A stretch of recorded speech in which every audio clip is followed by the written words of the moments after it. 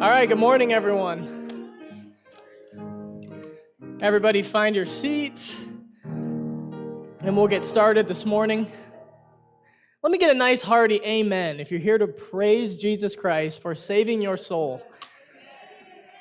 I think sometimes we forget about that. We just come and we sing and we sit and we go home. And right after I got saved, I'll never forget, went to church my whole life. And then the Sunday after I got saved, I'm standing there in the worship service, and I'm like, oh, this is why we do this. Because we're saved. It was like a light bulb went off. So, all right, by way of announcements, obviously, Pastor and Tracy are not here. They're down in Florida. They'll be back on Wednesday, so be praying for safe travels for them. We had a successful, I'd say, board game night this past Friday. Thought it went pretty well. Sounds like people want to do that again, so we're going to probably get that scheduled here maybe sometime next month. And now that we've done it once, we will do it much more organized next time. So I'm looking forward to that. We have our men's kayak trip coming up on the 3rd, I believe. Money should already be in for that, but if you're a last-minute add-on and you really desperately want to come, see me. I'm sure we can figure something out. Just by way of praise, we got back from Hungary last week, and we had kind of shared with everybody just a PowerPoint and everything that we did. And for those of you who weren't here for that, just super quick, we ended up seeing 5 kids get saved from our group. So that was absolutely awesome. And then just for a cherry on top, Michaela made a friend with a Hungarian teen 3 years ago. And we've been able to see her every year since we've been going. And we were able to visit her this year. Michaela was able to give the gospel to her, and she was like, I don't think I'm ready. Well, the church that we went with, they did a second camp this week, and she was the translator all week, so she had to share the gospel every week with these kids.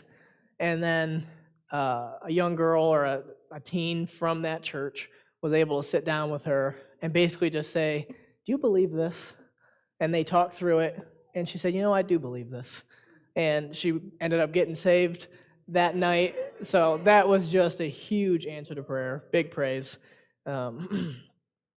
So outside of that, I got nothing else. So I will open us in prayer, and we'll get ready to worship. Father, thank you for this morning. Thank you for every soul, Lord, sitting in a pew here to worship you and praise you, God. I just, Lord, my hope is that you will be pleased with what we do here, and God, that what we do would honor you, Lord, because you're worthy and because you deserve it. God, I pray that you would just bless preaching of your word so that it would work, God, in the hearts of your people. Pray these things in Christ's name. Amen. Stand with me as we begin our worship service.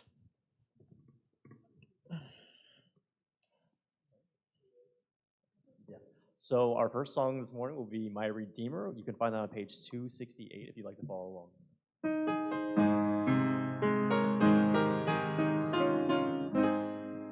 I will sing of my Redeemer and his wondrous love to me.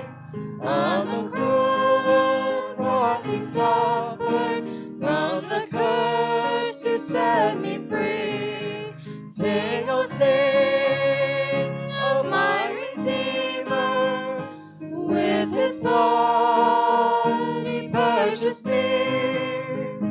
On the cross he sealed my pardon, paid the debt and made me free. I will tell the wondrous story, how my lost estate to save.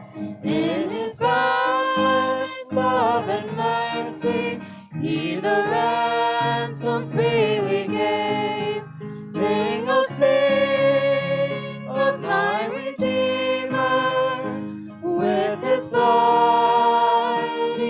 purchased me.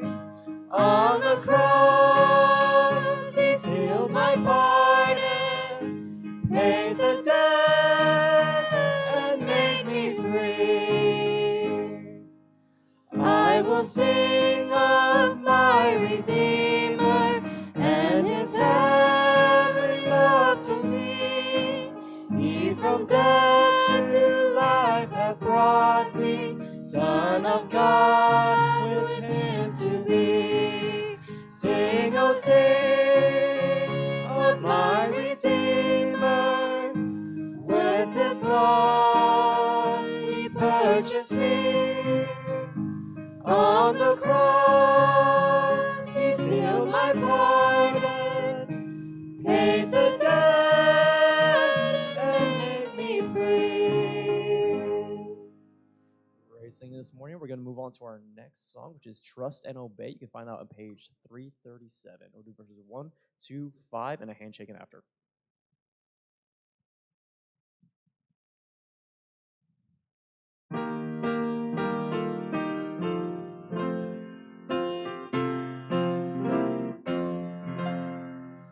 When we walk with the Lord in the light of his word, what a glory he sheds on our way. While we do his good will, he abides with us still, and with all who will trust and obey. Trust and obey, for there's no other way to be happy in Jesus but to trust and obey. Not a shadow can rise, not a cloud in the skies, but his smile quick drives it away. Not a doubt or a fear, not a sigh or a tear can abide while we trust and obey. Trust and obey, for there's no other way to be happy in Jesus but to trust and obey.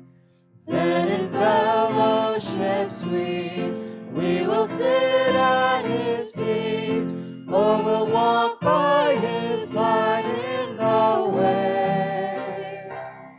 What he says we will do, where he sends we will go. Never fear, only trust and obey. Trust and obey, for there's no other way to be happy in Jesus but to trust and obey. Please take some time to read those about you.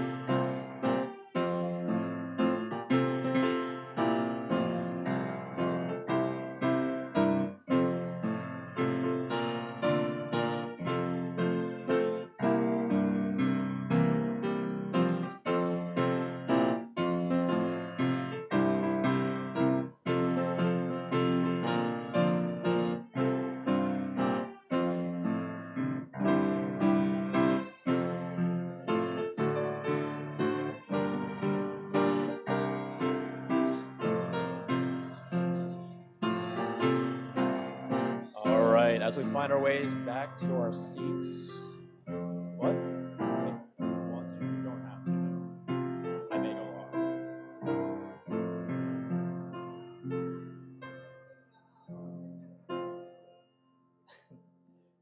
Okay, for those of y'all still fellowshipping, yeah, what? I'm not using that one. Don't worry. All right, we're going to get started with our weekly character trait challenge. I just want to say thank you, first of all, Dixon, for giving me the pink mic. I love this.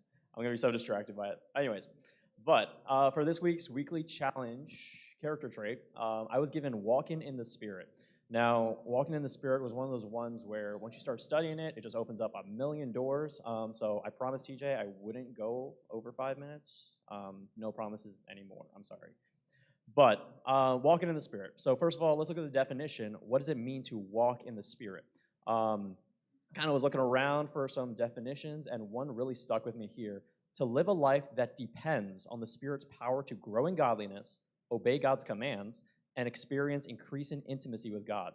Now, I want you to take note of that word depend, and we'll come back to that one later. But let's keep that definition in mind and take a look at just really the difference between man's spirit and God's spirit here. Now, in Proverbs 18:14a, it says, "The spirit of a man will sustain his infirmity." I checked up the word infirmity, and that defines itself as a physical or mental weakness. Now, I think it's funny how sin nature within mankind has predisposed a physical and mental weakness. You can see it in the world around you today with the lifestyles people have cultured, but we as Christians are no longer bound to those same principles. As mentioned in 2 Timothy 1:7, "For God hath not given us the spirit of fear, but of power and of love and of a sound mind." Now, can you see the difference here? We go from a weak mind as an unbeliever to being capable of a powerful and sound one as a Christian. We can fall back into a weak mindset, however, if we are not cultivating our Christian one. So here's some application for you.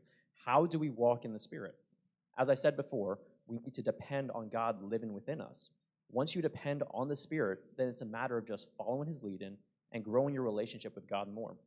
I think the steps kind of follow through after that. God will tell you what to do, and you just have to obey him. However, none of this works if we do not first trust and rely on God living inside of us. So I have a little note here. Make that personal, because he is your God. The more we know about God, the better we can grow our relationship with him. 1 Corinthians 2:10 says, "But God hath revealed them unto us by his Spirit. For the Spirit searcheth all things, yea, the deep things of God." Now, what greater experience can there be for us as Christians than to be uncovering God's goodness and purpose in our lives? Walking in the Spirit does come with a few extra benefits as well. Now, you'll get to see God open up many opportunities for you to serve him. Now, that's unique to each and every single one of us, but he has something planned for you. The best part is that it's never disappointing. You also get to experience the fruits of the Spirit. I'm sure we're all familiar with Galatians 5:22 and 23, But imagine truly experiencing love, joy, peace, long-suffering, gentleness, goodness, faith, meekness, temperance. Every single one of these is the result of the Spirit living inside of you. I'm sure we all would love to have these just down pat just from having a connection with God. But we still have to follow God's instruction and leading to grow those fruits. So in conclusion, where are we at now? Are we walking in the Spirit? Are we dependent on God to carry us through each day? Or has life beaten us up just a little more than we can handle, and we're relying on ourselves now? No more relying on yourself here. Let's strive today to walk in the Spirit and let God be our guide in the journey that is life. And now I'll have the worship team come back up, and then we'll continue our singing with, could I get the next slide? Ancient of Days. And if you guys could please stand, that'd be awesome.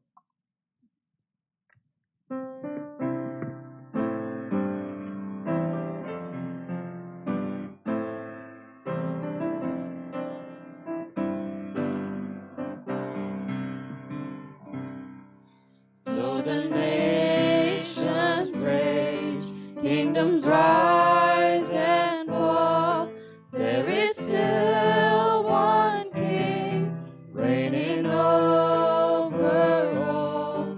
So I will not fear, for this truth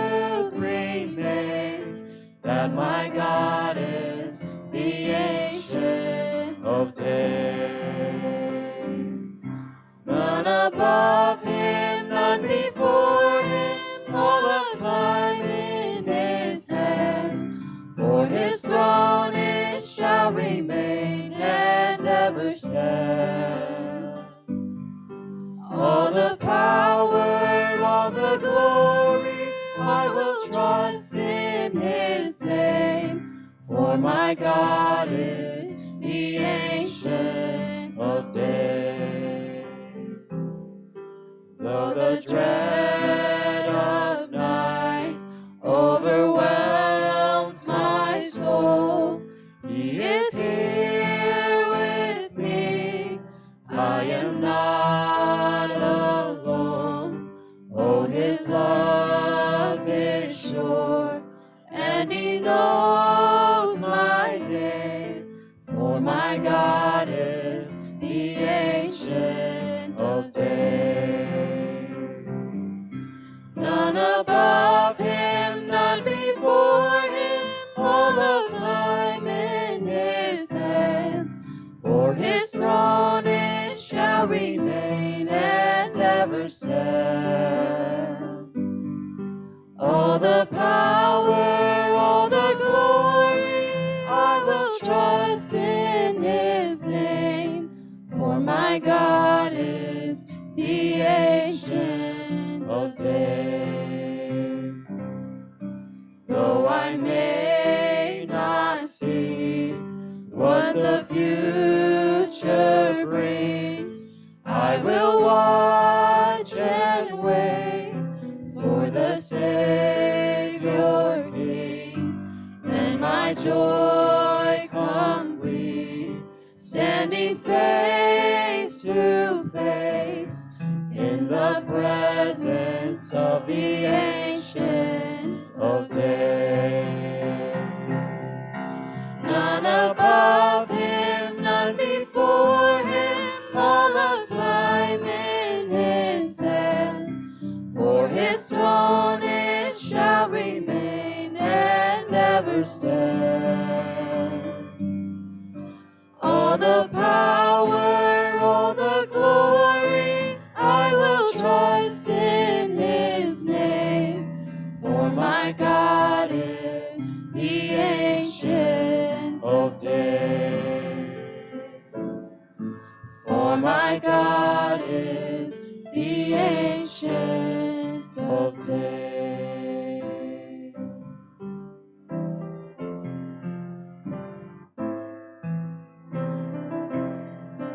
And for our last song today, we'll be singing Turn Your Eyes Upon Jesus. You can follow along on page 160.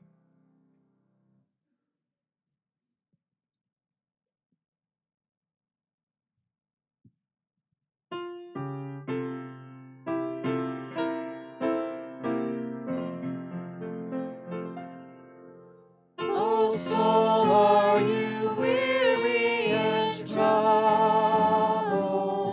No light in the darkness you see. There's light for a look at the Savior, and life more abundant and free. Turn your eyes upon Jesus, look full in his wonderful face, and the things of earth will grow strangely dim in the light of his glory and grace. Through death into life everlasting, he passed and we follow him there. Over sin nor had dominion, for more than conquerors we are. Turn your eyes upon Jesus, look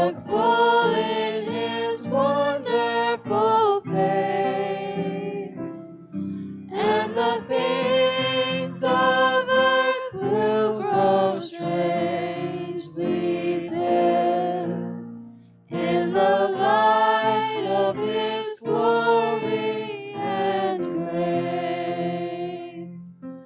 His word shall not fail you, He promised. Believe Him and all will be well. Then go to a world that is dying, His perfect salvation to tell. Turn your eyes upon Jesus, look full in His wonderful face, and the things of earth will grow strangely dim in the light of His glory and grace. Great singing, you may be seated.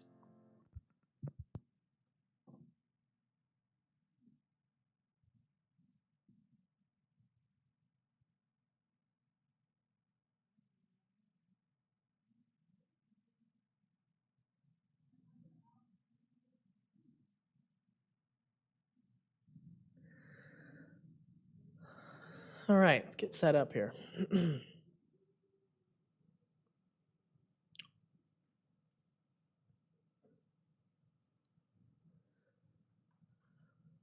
Okay, so my theme since Pastor's been gone is I'm just trying to do just a real simple sermon. I did that last time. I thought it went well. So we're going with another simple sermon. Another one where you think, I probably know this already. Well, you need to be reminded of the simple things. So before we get into the sermon, this is not a trick question. You will pay for your answer, though. So, no matter what, there's no getting out of it. Raise your hand if sitting in this room, you would boldly proclaim, I love Jesus Christ. Okay, you're going to pay for that answer. So, where I want to go today is we're going to delve into what that actually means. So, my second question, don't answer this. So you say, I love Jesus Christ. Fantastic. My second question is, on what grounds? So what are you basing your response? You say, yes, I love Jesus Christ. Well, how do you know? Like, what are you basing that on? Is that a feeling? Is that something that you do? Like, the title of my sermon today is Prove It. So we live in a world now where you just can say whatever you want. Anybody can say whatever they want about anything, and we're just kind of supposed to just believe them. Like, oh yeah, so-and-so seem trustworthy. I guess I'll take them at their word. Well, if we've learned anything about being an adult, or, if you've ever been in a relationship with somebody, talk is very cheap, so the old saying goes. Love is a proven thing, and the Bible has a lot to say about the word proving. It's not used in the way that we tend to think of it. So quickly, before we get into our actual passage for today, the word prove shows up in 1 Samuel chapter 17, verse 38 and 39. So the context here is that David is getting ready to go fight Goliath. He's put his hand up and said, I'll do it. Well, verse 38 reads, Saul armed David with his armor, and he put a helmet of brass upon his head. Also he armed him with a coat of mail. And David girded his sword upon his armor, and he essayed to go, for he had not proved it. And David said unto Saul, I cannot go with these, for I have not proved them. And David put them off him. So David's going to go fight Goliath. Saul says, well, you can't go dressed like you are. So he gives him his armor, he gives him his sword. It was probably the best that he could have had. And David had to take it on Saul's word that it was a good sword, that it was good armor, and that was what he needed. Well, David's response is, I can't use these because I've personally never proved them. So what is he saying? I've never used these in battle.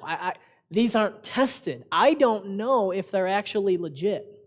You're saying that they are, but firsthand, I've never proven them. So if you're proving something, you're testing it. You need to know if that thing that you're proving is actually going to hold up, if it's legitimate. You want to know if it's the real deal. So as far as your love for Jesus Christ goes, your love for Jesus Christ needs to be proven. It's not something that you just say, oh, I love him.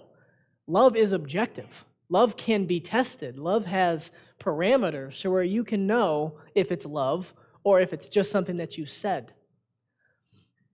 So according to Christ, he has a way to know if you love him or don't love him. John 14, verse 21a. Christ says, he that hath my commandments and keepeth them, he it is that loveth me. So you can judge your love for Jesus Christ based on how you obey his words. Like if you don't obey and if you don't walk in his words and if you don't care, well, then you can say all day long, I love him. But that doesn't show in your life. Your love fails when proven or fails when tested. So your love is proven by what you do with your free will. Real love has to do with free will choices and actions. So if you ever wonder, why did God put in his perfect Garden of Eden, with his perfect creation, why did he put the dang tree of knowledge of good and evil? That was a dumb move. Didn't God know the possibility of what that would create in the world? Well, obviously God knew. But that tree is a picture of the free will choice that every man, woman, and child has before God. God doesn't make anybody love him. He doesn't make anybody do anything. They get the option to whether they are going to choose the Lord or they're going to choose the world and sin and Satan. Real love, real proven love, has to do with free will actions. So if we're asking ourselves, how much do I love Jesus? I want to show you guys a couple different ways throughout the Old Testament that God actually, God proved Israel over and over and over and over. He wanted to know, okay, these people say they're going to follow me. These people say that they want to be my people and that they want me to be their God. Well, God doesn't just take that at face value. He gives them opportunity after opportunity after opportunity to prove based on their actions whether they loved God and were going to obey him or whether they didn't. And we can take these same criteria that God uses on Israel to judge our own love for Jesus Christ. So the first thing that we see is in Deuteronomy chapter 8. Verse 2. And it reads, Thou shalt remember all the way which the Lord thy God led thee these 40 years in the wilderness, to humble thee and to prove thee, to know what was in thine heart, whether thou wouldest keep his commandments or no. So, over the course of 40 years, God proved Israel with that entire time period. So, during that time, he had given them his law. He laid out for them the 10 commandments that everybody knows, but then he also laid out for them hundreds of other commandments that has to do with daily life and daily interaction with other people. And what he wanted to see was, are these people going to walk in my law that I've given them? Or are they not? So what you have in Exodus 24, verse 3, is you have Israel's profession of faith, I guess. Their version of, hey, do you love Jesus? Yes, I do. Well, here's Israel's version of that. In verse 3, after they got the law, here's what Israel says. So Moses came and told the people all the words of the Lord and all the judgments. And all the people answered with one voice and said, all the words which the Lord hath said, we will do. And he took the book of the covenant and read it in the audience of the people. And they said, all that the Lord hath said, we will do and be obedient. That is an incredibly bold claim. Like, I really don't know if I would have had the ability to hear 600 commandments and then say, I will do every single one of those. Like, you're almost setting yourself up for failure at that point. But what this illustrates is the fact that talk is very cheap. God didn't just say, oh, you said you're going to obey me. That's awesome. I'm just going to believe you. They had 40 years of wandering in the wilderness, literally doing nothing, pursuing nothing, gaining nothing, earning nothing. Like, those years for them were waste. But God used those years of, think about it, 40 years of just wandering from place to place. The only thing that Israel could do over the course of that time was interact with each other and interact with the world that was around them. They couldn't make investments. Like they literally couldn't build anything. They had 14,000 days, 24-hour periods, where they had to live real life with God's words. And they had to, 14,000 days of application, of waking up. Am I going to obey God today? Yes or no? And then they'd have to live their day, and then they'd go to bed, and they'd do it all over again. God had 40 years to see what was actually in their hearts, whether they would obey him or not. So what this teaches us is that our love for Jesus Christ is proven and tested day in and day out. You have the Word of God. You know what you are supposed to do. Well, what you do with your day, each 24-hour period that you have, that you live, and then you go to bed and you wake up and do it again the next day, that is a beacon to Christ that is communicating whether you love him or don't love him. So what you do in public, in accordance with God's words, that tells the Lord whether you love him or not. What you do in secret, when nobody else is around, in accordance with God's words, well, that tells the Lord whether you love him or not. And it has to do with how you obey or don't obey. Your life is a proving ground for answering the question, do I love Christ? If you wonder, look at the last week and try to make a determination. How did I do? What's in your heart? Your life basically manifests those things if you look back at it. So the second way God proves our love, we find in Exodus chapter 16, verse 4. So this is during Israel's wilderness wandering times.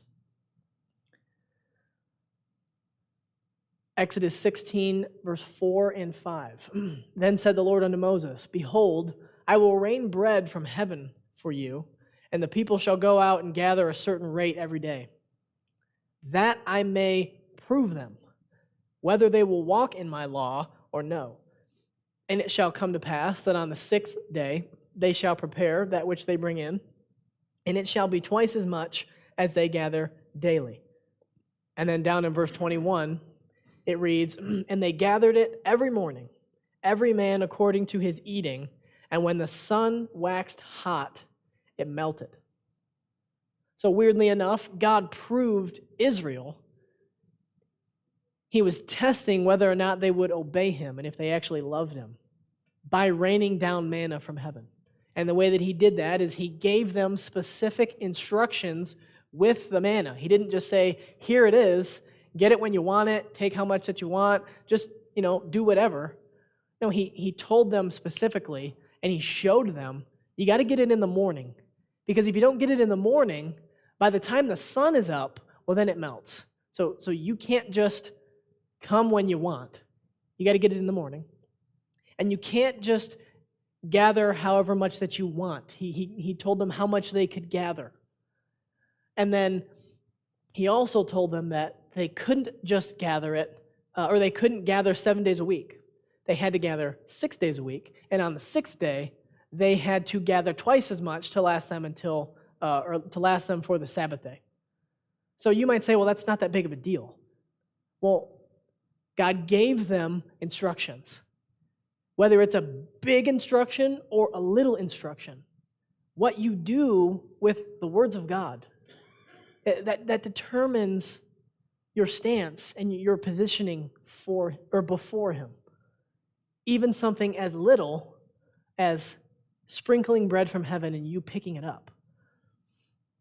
Now, the interesting thing about manna, and the reason I wanted to bring this one up, is that God raining down bread from heaven, well, that's actually a picture, biblically, of the very words of God that God has revealed from heaven and given to you. Obviously, you're not picking up manna.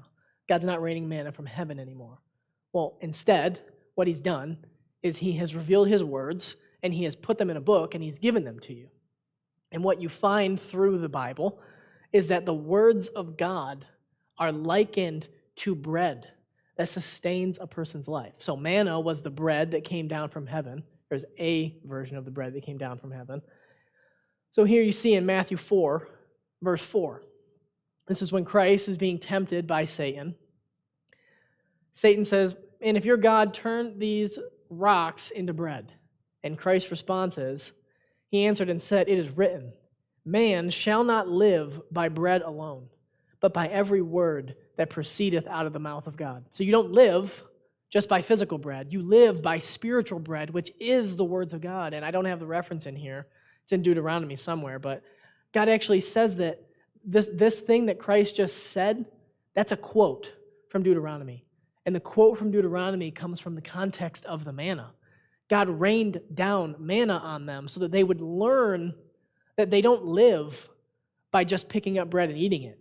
How they actually lived was by obeying the words that came out of His mouth and picking up the bread and doing it the way that He said to do it. So Leviticus 24 gives you another reference to the words of God being like bread. So this is one of those coincidences that we find in the Bible all the time. Verse 5, this has to do with the tabernacle. So this is talking about the bread that was laid out in the holy place. So in Leviticus 24, verse 5, it says, thou shalt take fine flour and bake 12 cakes thereof. 2 tenth deals shall be in one cake, and thou shalt set them in 2 rows, 6 upon a row, upon the pure tables before the Lord. So what they were supposed to do is they were supposed to consistently and continually bake bread, and they would lay them out in 2 rows of 6, so 6 on the top and 6 on the bottom. Now for the Jews, this was representative of the 12 tribes of Israel, but I mean, call this a coincidence all you want, but how many books are in your Bible? 66. Well, you have 2 rows of bread sitting on this table that's been prepared and offered, and it needs to be consumed, and it just happens to be in 6 and 6. Probably just a coincidence. The Word of God pictures the bread of God. And with that manna had to be taken by a very specific time. You wait too long, or you push it back in the day too long, and you're going to miss what was there for the taking. And, we're not going to get super crazy dogmatic about when you need to read your Bible and yada yada. But, man, there is something to getting up early before you do anything else and actually giving to the Lord the first fruits of your time, and then spending time with Him in His Word and bringing into you the spiritual bread that sustains your spiritual life through His Word. And man, you wait too long, and what you're going to find is that you may have missed what God had for you that day because you're busy with this and you're busy with that, and you never get to it, and you're like, oh, it's 11 o'clock, and I never spent any time with the Lord today. Let me just read through this really quick, and then you go to bed. You missed what was there. So your love for Christ has to do with your interaction with the bread that He has given to you from heaven. God proves your love based on how you interact with His words. So if that was the criteria for determining whether or not you love Christ, do you go after the words of God like they are the provision for your day-to-day life? Is that how you come to the Bible? Do you believe God has prepared something for me every single day from this 2,000-year-old or older than that book that somehow when I open it up, it impacts my life before I was even a thought? This book existed, and somehow it speaks to me. That's how God works through the Holy Spirit. And if you're not engaging with that, how can you say, I love Jesus Christ, when you don't interact with His words? And if you don't go after Him early, and you don't prioritize Him, how can you say, I love Christ, if you don't even want to interact with Him? Thirdly, Judges chapter 2, verse 20. Find a third way that God proved Israel. So verses 20 through 23 reads, the anger of the Lord was hot against Israel, and He said, because that this people hath transgressed my covenant, which I commanded their fathers, and have not hearkened unto my voice, I also will not henceforth drive out any from before them of the nations which Joshua left when he died, that through them, the nations, I may prove Israel, whether they will keep the way of the Lord to walk therein, as their fathers did keep it, or not. Therefore the Lord left those nations without driving them out hastily, neither delivered He them into the hand of Joshua. So what you have is when Israel's going, they're finally done with the 40 years, and they're going to go into the promised land that God promised them. When they went in, well, there were other inhabitants. They needed to be removed. God told them in Judges, I am not going to remove all of the nations. I'm actually going to use those nations that are going to dwell around you and with you. I'm going to use those nations to prove whether or not you love me and will keep my commandments. And you say, well, how could that be? What do those nations have to do with Israel's love for God? Well, down in Deuteronomy 7, verse 3, God gave them instructions, and He gave them commandments on how they were supposed to interact with the nations that were in Canaan. And if you do some Bible study and some flipping around, what you'll find is that the Canaanites were incredibly wicked. They were involved in just about every sinful practice that you could possibly think of. And the reason that God was driving them out was because of their wickedness. God said that their sinful lifestyle and their practices and their idolatry and you name it polluted the land. So He was giving the land of Canaan to a different group of people. Now, these are the instructions God gave them concerning how they were supposed to interact with the Canaanites. Verse 3, God says, neither shalt thou make marriages with them. Thy daughter thou shalt not give unto his son, nor his daughter shalt thou take unto thy son. For they will turn away thy son from following me, that they may serve other gods. So will the anger of the Lord be kindled against you, and destroy thee suddenly. But thus shall ye dwell with them.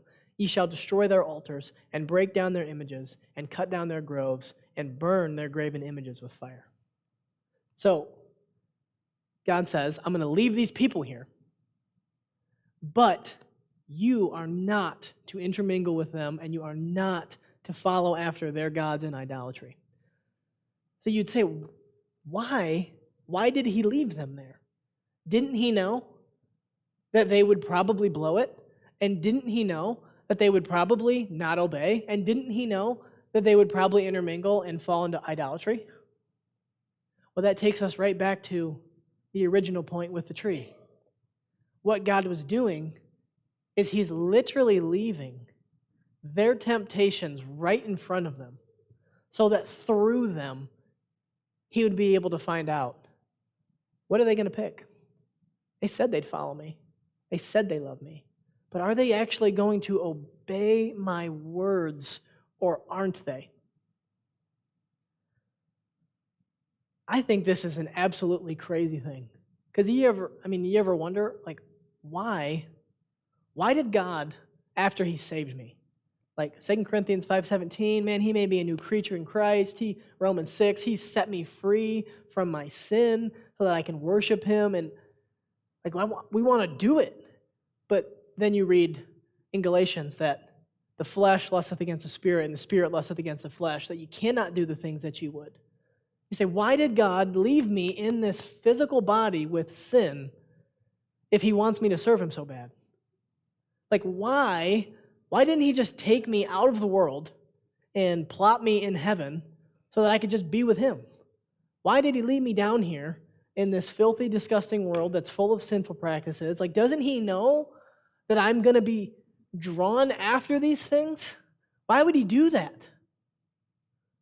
Well, what we learn from this is that your temptations and the sins of this world are a proving ground for whether or not you love the Lord based on what you pick. So yes, you have a sinful flesh. Yes, you live in a sinful world, but you also have the Holy Spirit of God abiding in you. You have the option to decide, am I going to take that temptation?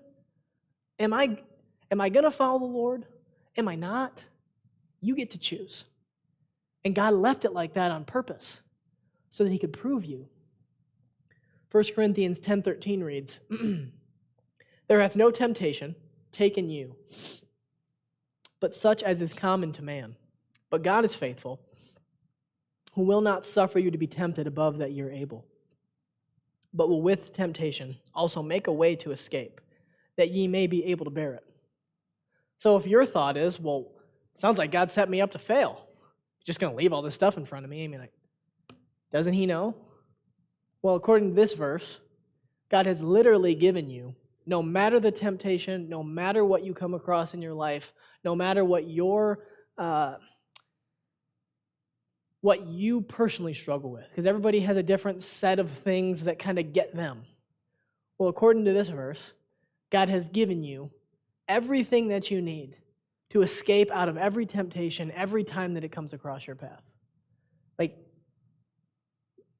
you've been set free from sin, Romans 6. God has given you, in this verse, the escape that you need every time for every temptation. You don't have to sin. You don't have to do it. You have been enabled and given the ability to love the Lord and walk with him in obedience and choose righteousness with your life. You have before you two options. What do you do with it? Publicly, privately, daily. Your response determines the level of your love for Jesus Christ. It's crazy. So last point as we close, getting off of the nation of Israel and getting onto a more individual basis here. In the Old Testament, we have in Genesis 22, where God's not proving a nation. He's proving one guy. And you'll see in this verse, the word prove is not used, but a very similar word is used. Genesis 22:1. Came to pass after these things that God did tempt Abraham and said unto him, Abraham, and he said, Behold, here I am. And he said, Take now thy son, thine only son Isaac, whom thou lovest, and get thee into the land of Moriah, and offer him there for a burnt offering upon one of the mountains, which I tell thee of. So, hopefully, you guys know the story. Abraham waited years and years and years and years for this son of promise, that through that son of promise would then fulfill all of the other promises that God made to Abraham. Like God told Abraham he was going to make him a great and mighty nation and that his seed would be multiplied beyond the sand of the sea and the stars of heaven. Well, there's one little formality in that, is that Abraham didn't have any kids. Like, without Isaac, there is no fulfillment of the prophecies and of the promises.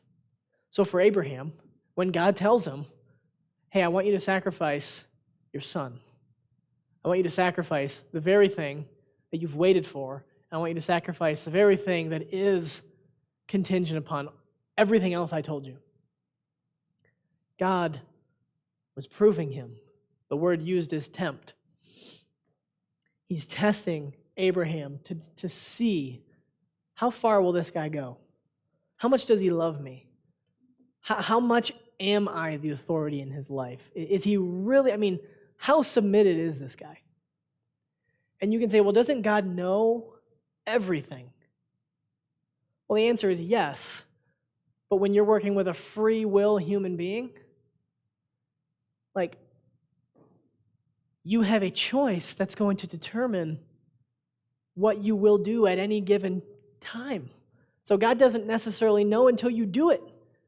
He knows both of the options, but which one you choose, you have to be tempted, or you have to be tested and proven. God had no intention of actually having Abraham kill Isaac. But again, he was proving the limits of Abraham's obedience. So Abraham goes through with it. He gets the wood. He gets the whole thing. They go on the journey. They go up the mountain. He straps Isaac down to the sacrifice altar. And he's just about to do it. It says in Genesis 22:12, as he's literally bringing the knife down to kill Isaac. Verse 12 says, lay not thine hand upon the lad, neither do thou anything unto him. For now I know that thou fearest God, seeing thou hast not withheld thy son, thine only son, from me. It was, Abraham had already proven that he believed God.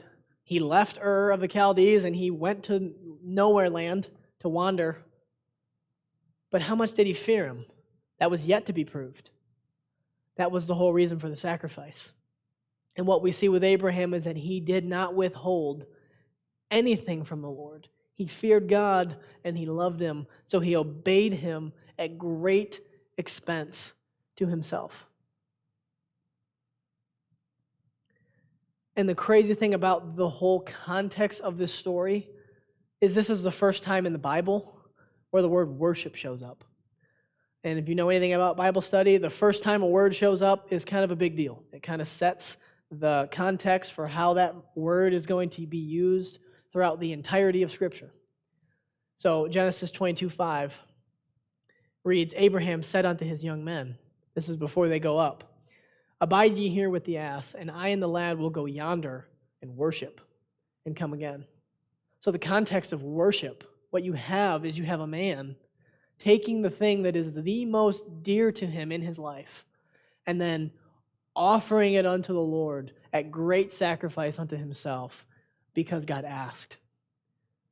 Worship has to do with obedience that comes at a personal cost. And God has shown us this. God showed us what real sacrifice is. God showed us what real love is.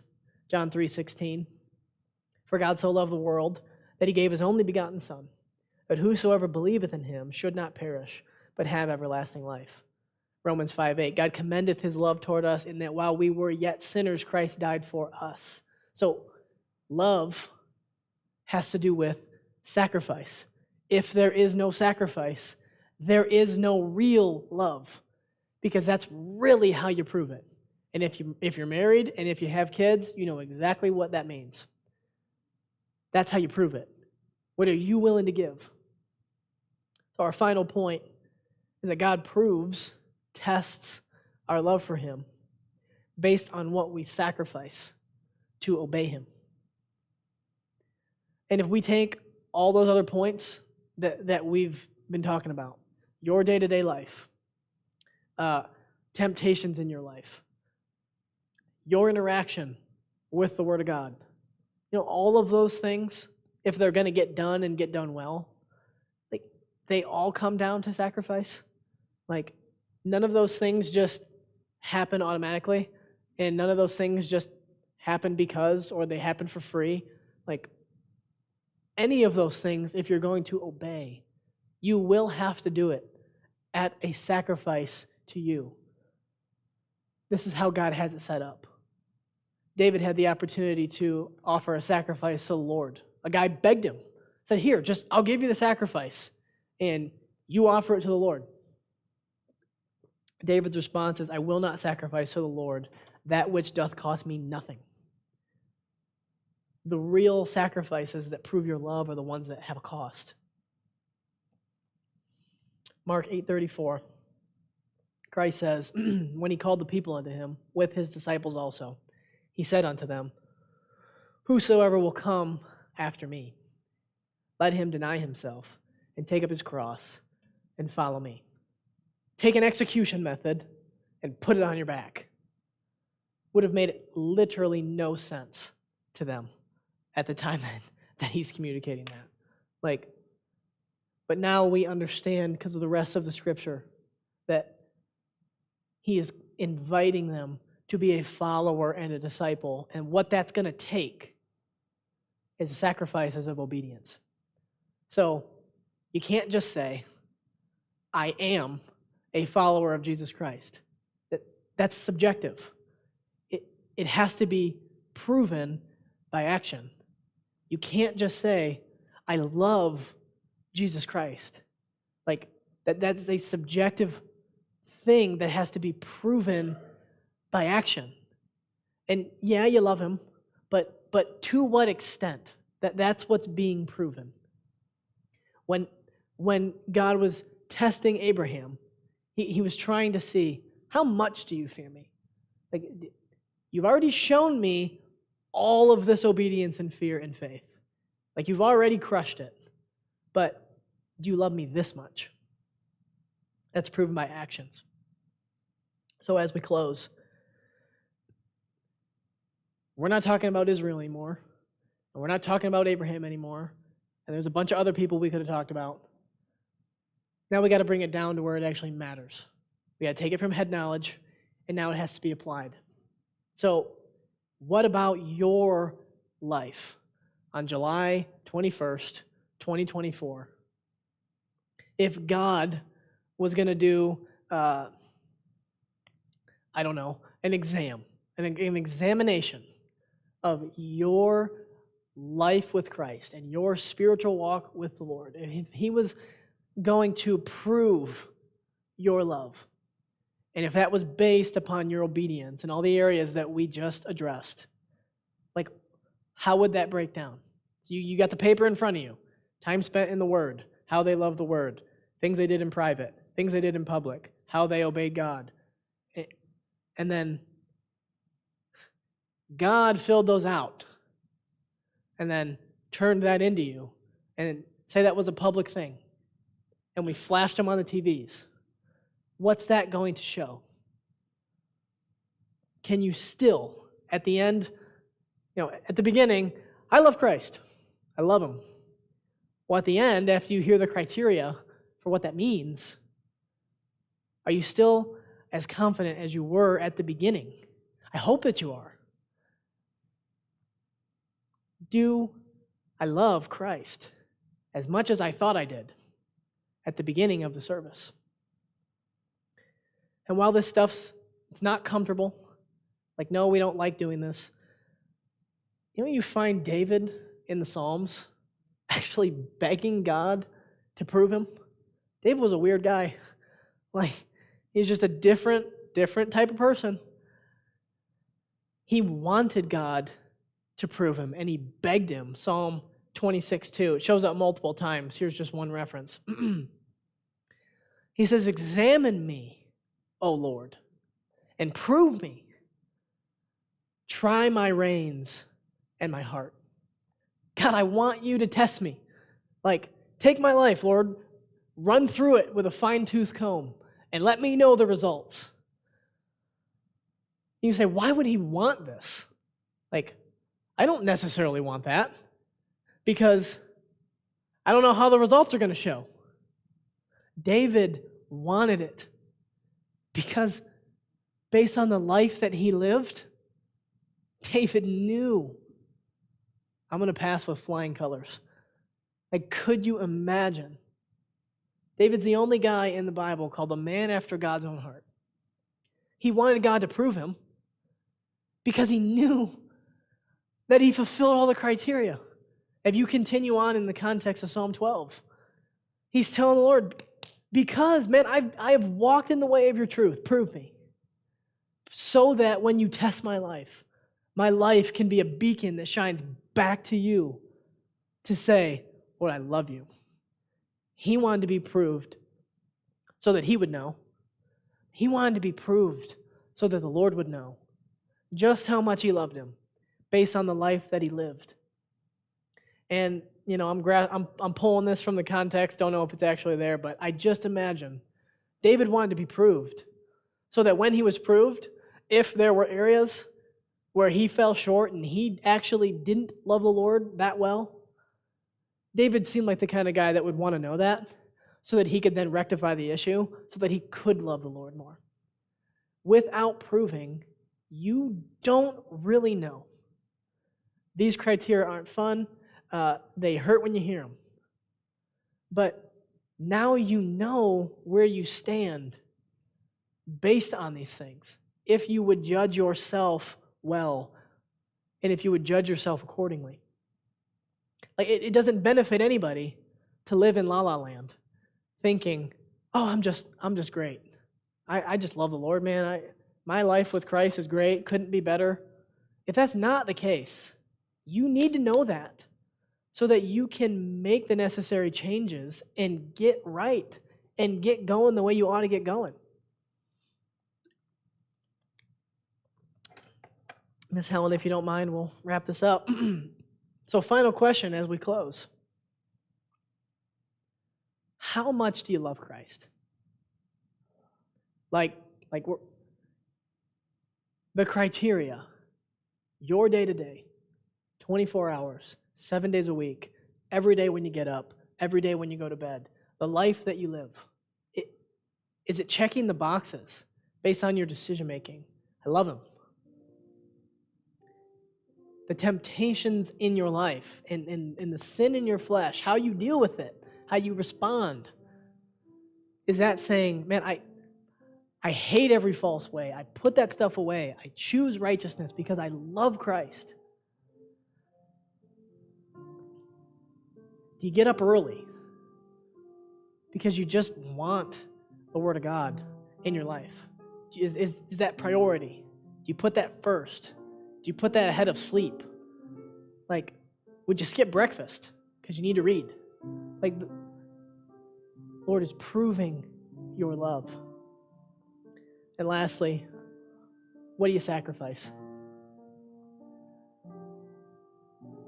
To obey these things. These are objective judgments that you must make for yourself. Stand with me as we close in word of prayer.